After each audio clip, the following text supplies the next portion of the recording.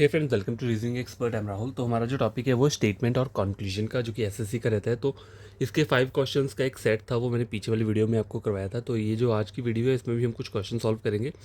तो स्टेटमेंट दिया हुआ मुझे, in a one day cricket match the total runs made by a team were 200, out of these 160 runs were made by bowlers. तो इन्होंने बोला क्या है कि क्रिकेट मैच में क्या है, वन डे क्रिकेट मैच में टोटल रन्स एक टीम ने बनाए हैं 200, ठीक है।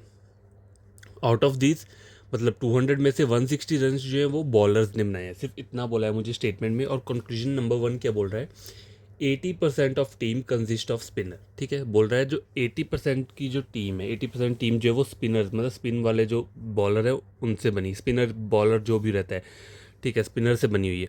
तो स्टेटमेंट में ऐसा कुछ आपको मेंशन किया है स्पिनर्स के बारे में? ऐसा को देखो, in one day cricket match the total run made by team were 200, मुझे कुछ नहीं बोला है। तो स्टेटमेंट में जब मुझे ये सब चीज़ें गिवन नहीं दी हैं, तो मेरा ये वाला कंक्लूजन क्या है, फॉलो नहीं करेगा, ठीक है। देखो, एक कोई अगर एडवाइस दे रहा होगा, ठीक है, एक मान लो एक स्टेटमेंट है, उसने मुझे कोई एडवाइस दिया है या उसका कोई मतलब रिजल्ट दिया हुआ है, तो वो सब जो कंक्लूजन रहते हैं वो ट्रू रहते हैं, ठीक है, स्टेटमेंट और कंक्लूजन में। लेकिन ये हमें एज्यूम करने को जो होते हैं, जो हमें एज्यूम करने वाले कंक्लूजन है, वो हमेशा क्या रहेंगे, गलत रहेंगे। नंबर 2 जो है वो क्या है, the opening batsman were spinner. तो ये एज्यूम करने को बोल रहा है, यहाँ मुझे स्पिनर्स के बारे में कुछ नहीं बोला है, ठीक है।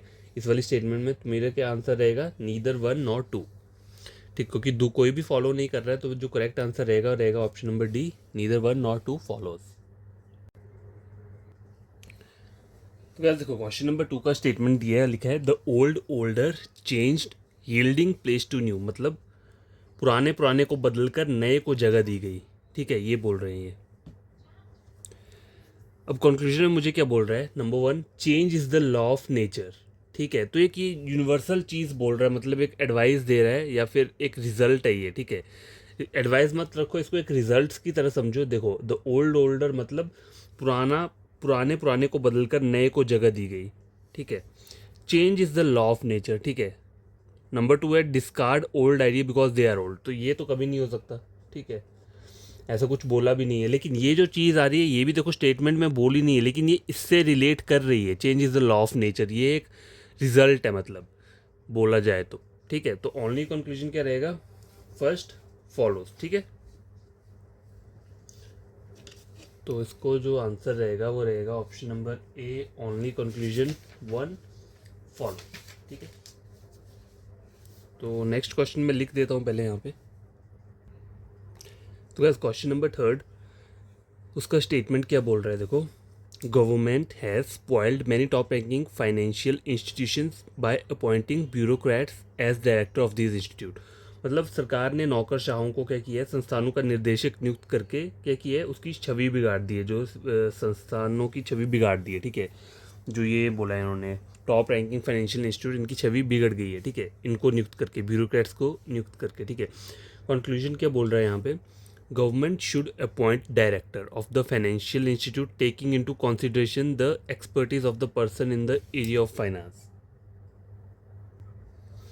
तो देखो, ये चीज़ एक एडवाइस दे रहा है हमें कि गवर्नमेंट को क्या करना चाहिए, मतलब सरकार को वित्त के क्षेत्र में विशेषज्ञों को ध्यान में रखते हुए वित्तीय संस्थानों के निर्देश की नियुक्ति करनी चाहिए, ठीक है। इस वाली लाइन का मतलब ये है। तो ये एक एडवाइस दे रहा है, तो ये सही बोल रहा है, ठीक है। नंबर 2 जो है वो क्या है, the director of the financial institute should have expertise commensurate with the financial work carried out by the institute।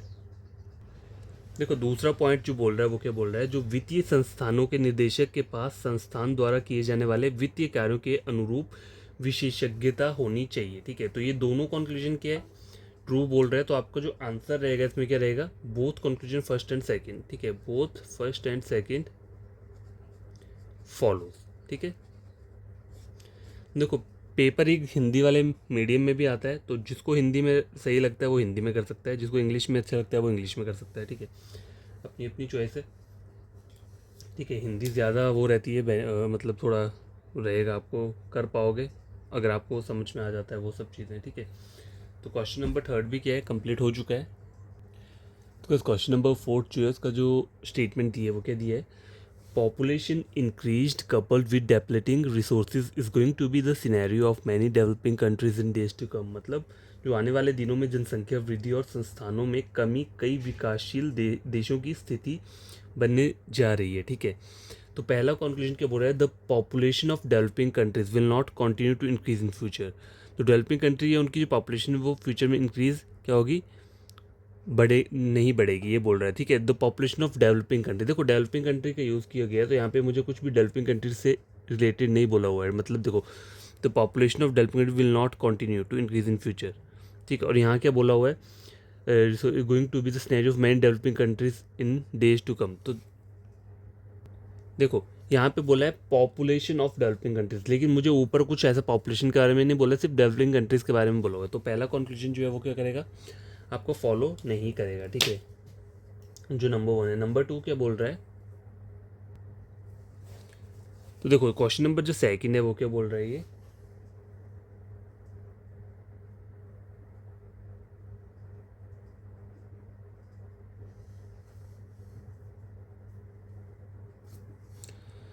It will be very difficult for the government of developing countries to provide people decent quality of life. ठीक है, जो मतलब विकासशील देशों की सरकारों के लिए अपने लोगों को मतलब सभ्य गुणवत्ता वाला जीवन प्रदान करना बहुत कठिन होगा। ठीक है, ये बोल रहा है। तो ये ऐसे सही बोल रहा है क्योंकि पॉपुलेशन इंक्रीज जो हो रही है, ठीक है, और रिसोर्सेज जो हो रहे हैं वो भी कम हो रहे हैं। Is going to be scenario of many, मतलब ये एक मुद्दा बनने वाला है कंट्रीज़ का, जो हमें स्टेटमेंट में बोला है, और ये हमारा स्टेटमेंट से क्या कर रहा है, रिलेट कर रहा है। ठीक है, तो मेरा जो आंसर रहेगा वो क्या रहेगा, ये नंबर 2 जो रहेगा यही परफेक्ट रहेगा। तो ओनली कंक्लूजन सेकंड फॉलोज। ठीक है, तो क्या देखो ये लास्ट वाला क्वेश्चन है। क्वेश्चन क्या बोल रहा है, the manager humiliated Sachin in the presence of his colleagues. ठीक है, सचिन को ह्यूमिलेट किया है उसके कोलीग्स के प्रेजेंस में। ठीक है, तो कंक्लूजन क्या बोल रहा है, the manager did not like Sachin. देखो ये मैं एज्यूम कर रहा हूँ कि हो सकता है कि मैनेजर को सचिन पसंद ना हो, तो मैंने पहले ही बोला था स्टार्टिंग में कि एज्यूम करना इसमें वो चीज़ क्या होती है, गलत होती है स्टेटमेंट और कंक्लूजन में। तो हम कोई भी कंक्लूजन को एज्यूम करके सही नहीं बोल सकते। ठीक है, तो इसलिए गलत हो गया क्योंकि इसमें एज्यूम कर रहा है। नंबर 2 क्या है, Sachin was not popular with his colleagues. तो ये भी क्या है, एक एजम्पशन है, एज्यूम कर रहे हैं, तो ये भी क्या होगा, आंसर नहीं होगा। तो आपको जो आंसर रहेगा क्या रहेगा, नॉट, मतलब नीदर 1 नॉर 2। ठीक है, नीदर 1 नॉर 2 फॉलोज। ऑप्शन मैंने लिखे नहीं है यहाँ पे, लेकिन इसका जो करेक्ट आंसर रहेगा वो ये रहेगा। ठीक है, तो आज के लिए ये 5 क्वेश्चंस मैंने आपको बता दिए स्टेटमेंट ऑन कंक्लूजन्स के। ठीक है, इसी टाइप के क्वेश्चंस मतलब थोड़े इससे रिलेटेड ही आते हैं। ठीक है, ज़्यादा बड़ा वाला स्टेटमेंट नहीं आता है, थोड़ा सा रहता है, 1 लाइनर होगा या 2 लाइनर वाला होगा। तो आपको ये चीज़ें समझ में आई होंगी, तो मेरे चैनल को सब्सक्राइब कर देना, वीडियो को लाइक शेयर कर देना। आपका कोई फ्रेंड या कज़न या कोई ब्रदर या कोई पढ़ना चाहता है ऑनलाइन, तो मेरे चैनल रेकमेंड कर सकते हैं रीजनिंग के लिए। ठीक है, कोई भी मेरा प्लेलिस्ट आप चेक कर सकते हो किसी और के साथ, अगर समझ में आता है तभी आप क्या करना, आगे कंटिन्यू कर सकते हो। ठीक है, तो बाय, टेक केयर।